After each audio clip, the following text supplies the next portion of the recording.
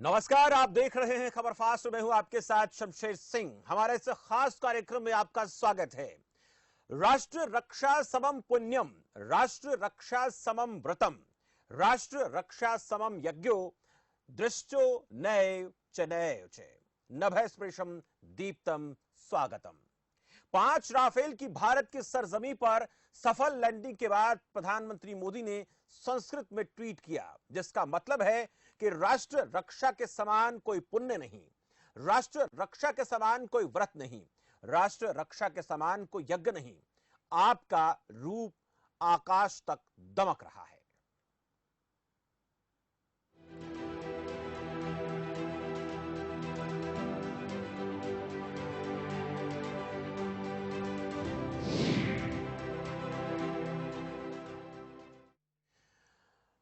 जिस राफेल की ताकत का लोहा दुनिया मानती है, वो राफेल जब भारत के सरजमी पर उतरा तो तमाम हिंदुस्तानियों की खुशी का ठिकाना नहीं रहा। भारतीय वायुसेना की आकाश में मारक क्षमता को और पैनापन देने के लिए बुधवार को 5 राफेल लड़ाकू विमान उसके बेड़े में शामिल किए गए। फ्रांस के दसॉल्ट के साथ नरेंद्र मोदी सरकार ने 36 राफेल विमान खरीदने के लिए 59,000 करोड़ रुपए का सौदा किया और पहली खेप के रूप में 5 विमान आज भारत पहुंचे। दूसरी खेप में 5 और राफेल अगले कुछ महीनों में आ जाएंगे। उम्मीद है 2022 तक सभी 36 राफेल भारत को मिल जाएंगे। इन विमानों को वायुसेना की गोल्डन एरा में 17 स्क्वाड्रन में शामिल किया जाएगा। फ्रांस में पिछले साल अक्टूबर में पहला राफेल भारत को सौंपा गया था और इस समारोह में शामिल होने के लिए रक्षा मंत्री राजनाथ सिंह गए थे। राफेल की पहली खेप को फ्रांस से भारत लाने का नेतृत्व ग्रुप कैप्टन हरकिरत सिंह ने किया। अब 5 राफेल भारत को मिल गए हैं। इन राफेल को मिलने के बाद भारत की वायुसेना की क्षमता बढ़ी है, सेना का मनोबल बढ़ेगा और दुश्मन जो अक्सर हम देखते हैं कि हर छोटी छोटी बात के ऊपर आंख दिखाने की कोशिश करता है, अब उनकी आंखों पर निशाना साधने के लिए हिंदुस्तान के बेड़े में 5 राफेल शामिल हो गए हैं। लेकिन सवाल यह भी है कि राफेल मिलने के बाद जो ताकत है वो कितनी बढ़ेगी और आने वाले दिनों में भारत को जो राफेल मिलने वाले हैं वो कब मिल जाएंगे। दूसरा यह भी है कि हम कब इस बात के लिए अपने देश को तैयार करेंगे कि जो भी लड़ाकू विमान, युद्धक विमान या जो भी कोई विमान हम भारत में तैयार करें उसकी तकनीक एकदम अत्याधुनिक हो। ये कुछ सवाल हैं जिनको लेकर हम चर्चा करेंगे। लेकिन आपको एक बार फिर बता दें कि 5 राफेल का हिंदुस्तान में आना यह हिंदुस्तान की सेना की ताकत को बढ़ाने के लिए कहीं ना कहीं कारगर साबित होगा। इन्हीं तमाम बातों को लेकर आज चर्चा करेंगे। हमारे साथ कुछ एक्सपर्ट लोग जुड़ चुके हैं। परिचय मैं आपका करवा देता हूं। Major general doctor Ranjit Singh है, विदेशी मामलों के जानकार है। मेजर साहब, बहुत बहुत स्वागत है आपका। ब्रिगेडियर विनोद दत्त है, डिफेंस एक्सपर्ट है। विनोद दत्त जी, आपका भी बहुत बहुत स्वागत है। और रिटायर्ड कर्नल आरसी चड्डा हमारे साथ डिफेंस एक्सपर्ट के तौर पर जुड़े हैं। चड्डा साहब, बहुत बहुत स्वागत है आपका भी। तो सभी मेहमानों का एक बार फिर से स्वागत है और आज का दिन ऐतिहासिक दिन है। इस ऐतिहासिक दिन पर मैं आप लोगों से एक एक करके छोटी छोटी प्रतिक्रिया चाहूंगा कि इस ऐतिहासिक दिन को आप लोग किस तरीके से देखते हैं और आने वाले दिनों में ये जो ताकत भारत को मिली है ये कितना हमारे देश के लिए बेहतर साबित होगी।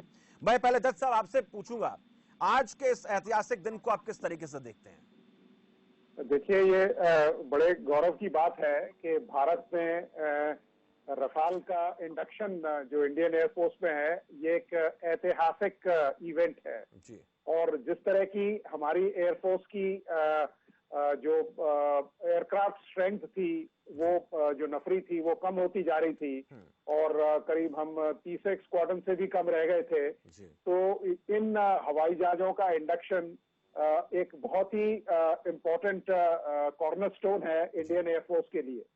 दूसरी बात, ये सबसे आधुनिक विमानों में इसकी गिनती होती है क्योंकि जनरेशन 4.5 है और भारत के पास 4.5 जनरेशन का कोई हवाई जहाज था नहीं। तीसरी चीज ये है कि देखिए, अगर हमारी न्यूमेरिकल स्ट्रेंथ कम है तो हम कम से कम, अगर क्वांटिटी कम है तो क्वालिटी से उसका हम कंपनसेशन कर सकते हैं और वही हुआ है। लेकिन इसमें सबसे जो अहम बात है, जो आपने भी उसको फ्लैग किया, कि हमें भारत में अपनी जो आत्मनिर्भरता है उसको बढ़ाना होगा क्योंकि हमें करीब 800 साढ़े 800 एयरक्राफ्ट चाहिए होते हैं जी। और अगर आप फेजिंग आउट देखें तो करीब एक स्क्वाड्रन हर साल हमें रिप्लेस करनी चाहिए, जो कई सालों से नहीं हुआ। ये इंडक्शन भी करीब 22 या 23 साल बाद हुआ है। तो जहां युद्ध प्रणाली इतनी जल्दी चेंज हो रही है और हम अभी वहीं अटके पड़े हैं, तो ये हमारे लिए एक बड़ा डिसएडवांटेज है और ये कारण बनता है कि जो पड़ोसी देश है वो इस तरह की हुंकार भरते हैं। लेकिन इस स्क्वाड्रन के आने से और जो हमारा डिफेंस प्रोडक्शन है उसको भी थोड़ा सा पुश मिलेगा और हमें चाहिए कि हमें उसको एकदम युद्ध स्तर पे उसको लाना चाहिए और उसमें जो हमारी डेफिशिएंसीज हैं उनको हमें खत्म करना चाहिए। जी, major general doctor Ranjit Singh ji, काम तो हमें बहुत करने हैं, लेकिन हमें केवल 5 राफेल से खुश नहीं होना है, हमें अपने आप को भी इस तरीके से तैयार करना पड़ेगा ताकि दुश्मन जो है वो इस बात को लेकर अक्सर हमारे ऊपर निगाहें उसकी बनी रहती है कि भारत अपने डिफेंस सिस्टम को जब तक मजबूत नहीं करेगा तब तक वो आयात कितना भी करता रहे, लेकिन उसकी डिपेंडेंसी अन्य देशों पर बनी रहेगी और तब तक हम अपने आप को यह नहीं कह सकते कि हर क्षेत्र में अपना जो देश है वो पूरी तरह से सक्षम हो गया, खासकर डिफेंस सिस्टम में। जी बहुत बहुत धन्यवाद, फिर से मुझे खबर पहुंचाने का मौका दिया। जी सर। आज पूरे देश के लिए बहुत खुशी की बात है। 19 से, जैसे हमारे ब्रिगेडियर साहब ने बताया, 19 से 21 साल हो गए कोई भी एयरक्राफ्ट इंडियन एयरफोर्स में नहीं आया। ये देश का दुर्भाग्य है। अभी जो इंडक्शन हुआ है 36 राफेल आएंगे। ये 5 के आने से ही चाइना और पाकिस्तान में खलबली मच गई, पूरा वर्ल्ड का सिनेरियो चेंज हो जाएगा। इसके साथ साथ वी आर गेटिंग 21 MiG-29 और हमारे पास फिर दूसरे एयरक्राफ्ट भी आ रहे हैं रशिया से और 59 MiG-29 को अपग्रेड हम कर रहे हैं। तो इस प्रकार जैसा हमारे साहब ने बताया कि आपको ये हर साल ऐड करना होगा और मैं सैल्यूट करता हूँ हमारे प्रधानमंत्री को, जिन्होंने नॉट ओनली एयरक्राफ्ट, चाहे वो मिसाइल्स हो, चाहे वो S-400 रशिया की मिसाइल्स हो या इजराइल की मिसाइल्स हो या टैंक्स हो या गन्स हो, अभी गन रिसेंटली जबलपुर से रिलीज हुआ है। तो इस प्रकार आज देश की जो आत्मनिर्भरता है वो बढ़ रही है और मुझे पूर्ण विश्वास है कि रफाल 36 रफाल के आने से हमारे देश के अंदर आने वाले समय में रफाल बनने लगेगा, ये मेरा पूर्ण विश्वास है। लेकिन रफाल के ऊपर डिबेट की जरूरत नहीं है। पूरे देश को, और जैसे डिफेंस फोर्सेस खुश है, पूरे देश को खुश होने की जरूरत है। समझे जी?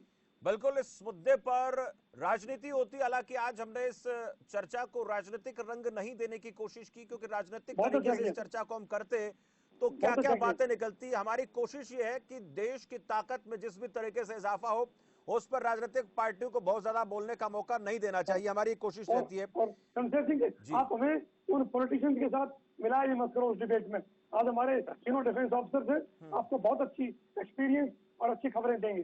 बिल्कुल, ये मैं आप सभी के दत्त साहब के चेहरे की खुशी देख रहा हूं, आपके चेहरे की खुशी देख रहा हूं और इसके साथ साथ आरसी चड्ढा साहब भी स्माइल कर रहे हैं। तो चड्ढा साहब, ये स्माइल आपकी, आप अपनी जो सेना के जवान कहूंगा मैं, रिटायर्ड लोग आप जरूर हैं, लेकिन सेना का कोई भी जवान क्यों ना हो, इंडियन एयरफोर्स का हो, नेवी का हो या फिर वो हमारी थल सेना का हो, उसकी जवानी तब तक बरकरार रहती है जब तक उसके सीने में लहू का उबाल बरकरार रहता है। कर्नल साहब, आज कर्नल साहब, चड्ढा साहब, इस चर्चा को हम इसलिए लेकर आए हैं ताकि सेना के जवान क्या कहते हैं, भारत की सेना की ताकत को लेकर उनका क्या मानना है, और दुश्मन जो लगातार हमारे बॉर्डर पर आंख गड़ाकर देखता रहता है, उसकी आंखों को नोचने के लिए राफेल कितने कारगर हैं।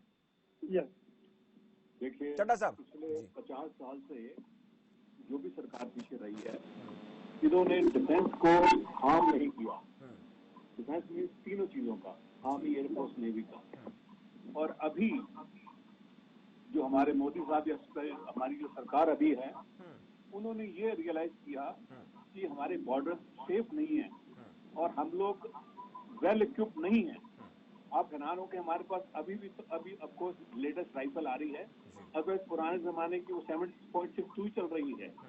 इसी तरह सारे इक्विपमेंट ऑब्सोलीट हो गए हैं। 71 में मैं लड़ रहा था, मुझे याद है कि हमारे AMPRC-25 सेट जो सेकेंड वर्ल्ड वॉर का था, वो पाकिस्तान को पास लेटेस्ट होते थे, फट पकड़ लेते थे हमारी फ्रीक्वेंसी, और वेपन्स भी उनके इतने हाई फाई होती थी। लेकिन अभी सरकार ने रियलाइज किया है कि जब तक हम स्ट्रांग नहीं होंगे तब तक हमारा देश सुरक्षित नहीं है। देखिए, इस गवर्नमेंट ने आते सारी जितने भी बॉर्डर्स की सड़कें हैं वो इतनी जल्दी से उन्होंने प्रिपेयर किए, स्पेशली लद्दाख में हमारी एक पेट्रोल जाती थी, मुझे याद है 15 दिन लगते थे और वहां पर एक झंडा लगा हुआ था हमारे अपना देश का। 15 दिन के बाद जब जाते थे तो वो पाकिस्तान चाइना का वहां सड़क थी वहां तक और वो काला कर देते या फाड़ देते थे।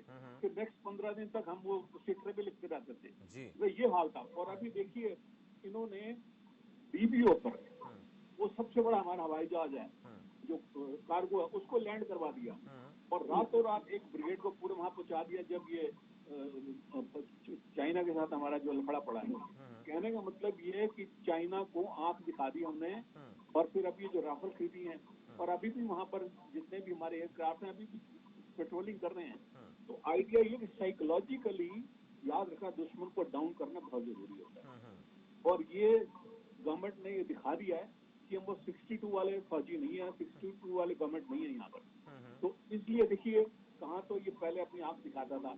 और एक और बात है जो चाइना है इसने सभी के साथ सभी कंट्री के साथ अपना बॉर्डर को मार्क नहीं कर रखा और हमारे हिंदुस्तान में भी जो अंग्रेज थे उन्होंने मैकमोहन लाइन अपनी तरफ से पूरा डीमार्क किया लेकिन उन्होंने चाइना ने साइन नहीं किया।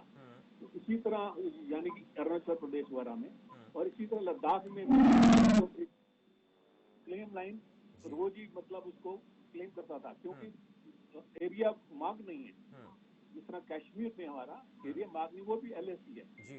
लाहौर का हमारा ये मार्क है, बॉर्डर पिलर होते हैं यहाँ पर। इसलिए ये दबाव डालने के लिए हमेशा बोलता है ये जगह हमारी है, ये जगह हमारी। अभी उसने ऐसे किया है और वो डराना चाहता है कि शायद हम लोग डर जाएंगे और अपना वो काम करेगा, लेकिन अभी डरे नहीं इसलिए क्योंकि हमने सड़कें तक वहाँ बना ली हैं और हमारे इन नो टाइम हमारे पूरा ब्रिगेड वहाँ पहुंच गया है। फिर हमारे जवानों ने दिखा दिया जब ये 20 हमारे जवान शहीद हुए थे उनसे 100 से ज्यादा हमने मारे तो उसको एकदम पता लग गया। और हम ये जो चाइनीज हैं they are not good soldiers.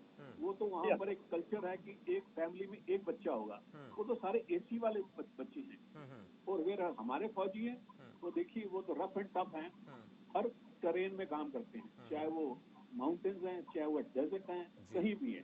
तो कहने का मतलब ये वो जो हमारे सीजन और डिसिप्लिन सोल्जर्स हैं और मर मिटने वाले हैं। पाकिस्तान का भी यही हाल है। 71 में देखा हमने कि जब पाकिस्तान में तो जितने भी फौजी हैं वो तो पुलिस वाले हैं, वो तो सिर्फ पैसा खा रहे हैं, देश को लूट रहे हैं, वो क्यों लड़ेंगे? उनकी पिट्टों पे हम देखते थे कभी अफसर नहीं आता था, कभी 6 महीने बाद एक अफसर आता जैसे अंग्रेज आते थे। तो लड़ाई में भी उनके अफसर आगे नहीं जाते थे, वो रेशियो लेवल तक लड़ते थे और जब जरा सा हमारा हिंदुस्तान का प्रेशर पड़ा नहीं और भाग खड़े होते थे। बिल्कुल हमारा तो हुक्म होता था लास्ट गोली लास्ट जवान तक यहाँ टिके रहेंगे। तो कहने का मतलब इट इज नॉट ये जो हमारे वेपन्स आ रहे हैं ये तो है ही हैं। अब हमारे जो पायलट्स हैं, हमारे फौजी हैं, हमारे अफसर हैं, उनकी ट्रेनिंग इतना उम्दा किस्म की है मैं आपको बता नहीं सकता। पूरे ये बात हम लगातार हम करते रहते हैं चड्ढा साहब की भारत की जो सेना की ताकत है वो वैसे इतने बलशाली है, मनोवैज्ञानिक रूप से भी शारीरिक रूप से भी हर क्षेत्र में दुश्मन को नाकों चने चबाने में सक्षम है। लेकिन राफेल के आने से उनका जो तकनीकी मैं पक्ष की बात करूं और मजबूत होगा। दत्त साहब आपसे मैं पूछना चाहूंगा कि राफेल की कीमत को लेकर बहुत राजनीति हुई, क्या इस मुद्दे पर राजनीति होनी चाहिए थी? देखिए सेना की ताकत को बढ़ाने के लिए आप सवाल उठा रहे हैं, इस तरह के सवालों को आप अपने तरीके से उठाते हैं, लेकिन उसी चक्कर में इतना हम डिले हो गए कि हमें बहुत लंबा इंतजार करना पड़ा। देखिए मैं बिल्कुल सहमत हूँ आपसे कि इस तरह की जो दलगत राजनीति है वो डिफेंस में नहीं होनी चाहिए। डिफेंस एक ऐसा महकमा है देखिए जिसमें आज भी न कोई आरक्षण है न कोई मार्क्स की लिमिट है। आप ये देखिए भारतीय सेना में अगर अफसर बनने के लिए आपको कोई ये कहीं जरूरी नहीं है कि आपको कोई 60% नंबर चाहिए, 80% नंबर चाहिए, क्योंकि हमारी जो ऑर्गेनाइजेशन है वो लीडरशिप प्रेडोमिनेंट ऑर्गेनाइजेशन है।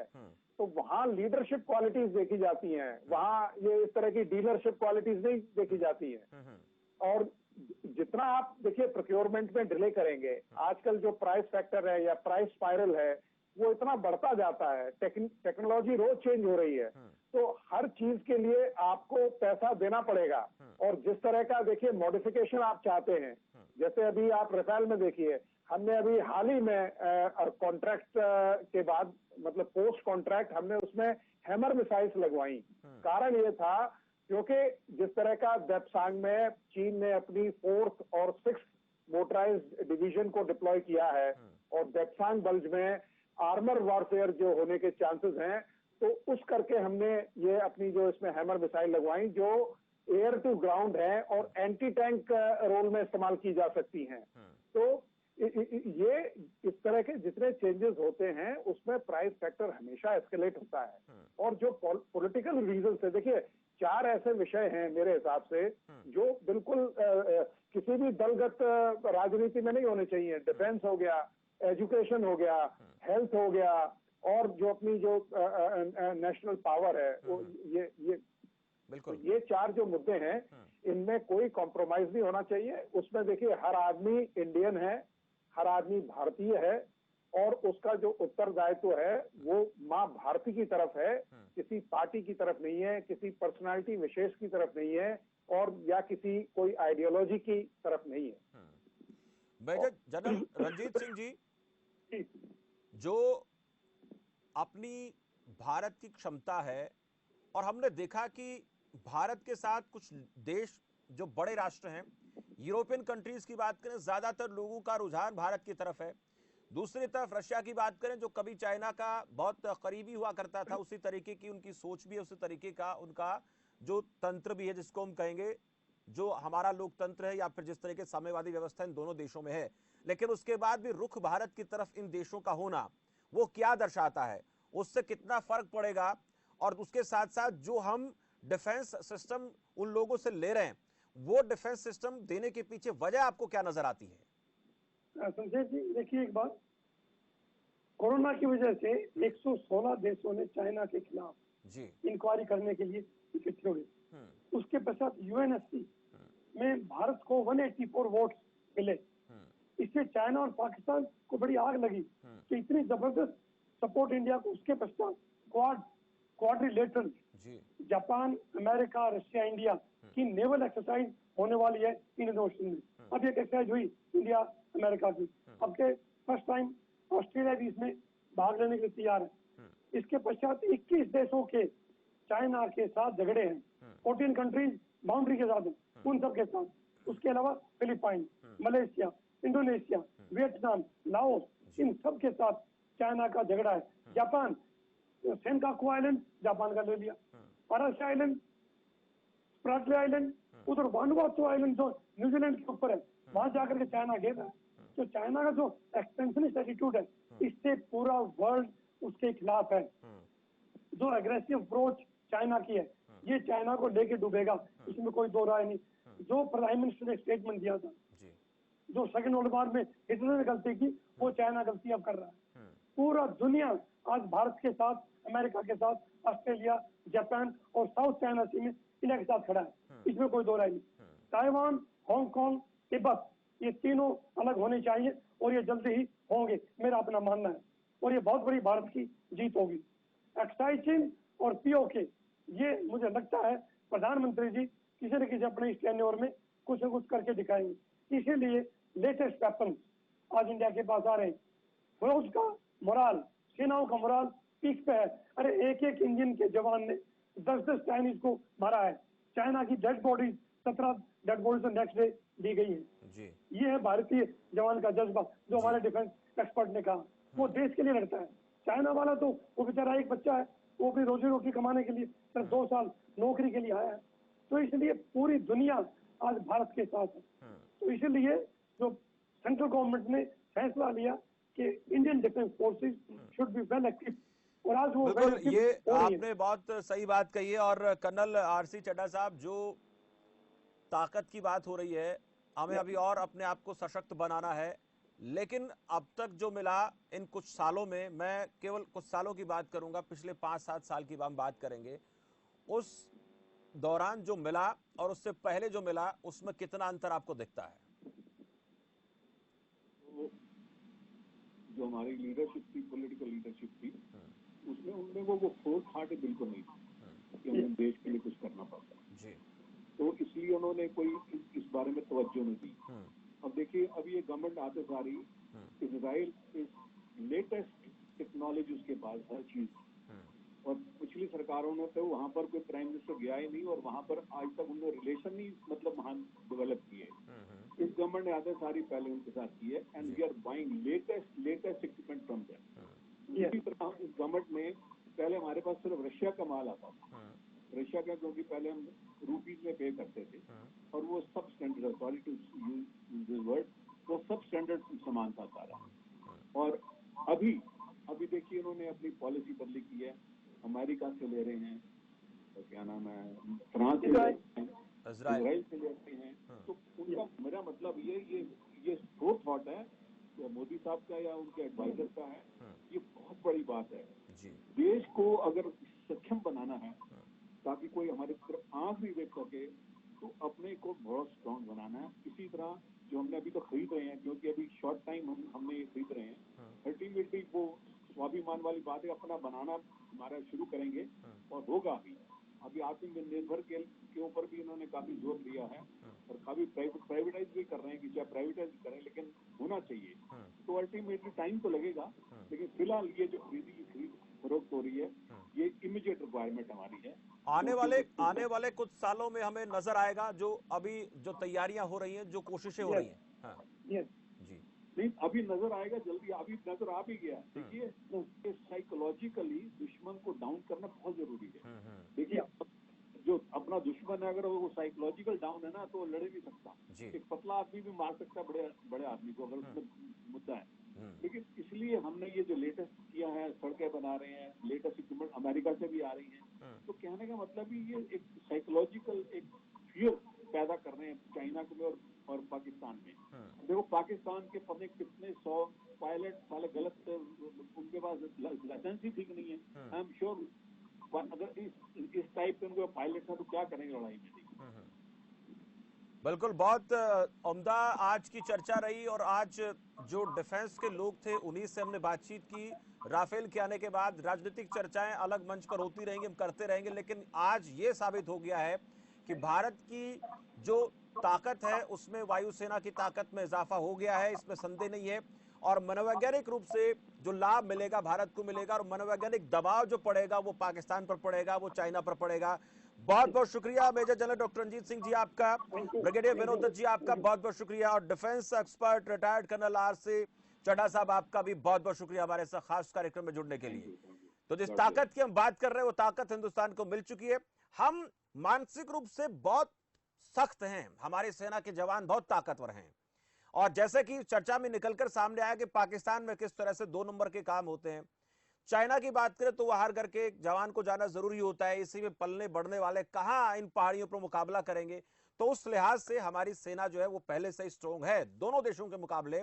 अब राफेल के आने से और ताकत में इजाफा हो गया, बाकी और 31 राफेल विमान आ रहे हैं, भारत में तकनीक विकसित होगी, भारत में सारी चीजें बनेगी, लेकिन उसके लिए थोड़ा इंतजार हमें करना पड़ेगा, पर उस पर काम बहुत जरूरी होना। जब तक उस पर काम नहीं होगा तब तक हम पूर्ण रूप से आत्मनिर्भर नहीं बन पाएंगे। लेकिन ये जो राफेल आए, इस राफेल से चीन और पाकिस्तान जो दोनों देश हिंदुस्तान की सीमाओं पर अतिक्रमण करने की कोशिश करते रहे, उनको करारा जवाब दिए जाने की तैयारी भारत कर चुका है। फिलहाल इस चर्चा में इतना ही, मुझे दीजिए इजाजत, और आप देखते रहिए खबर फास्ट। नमस्कार।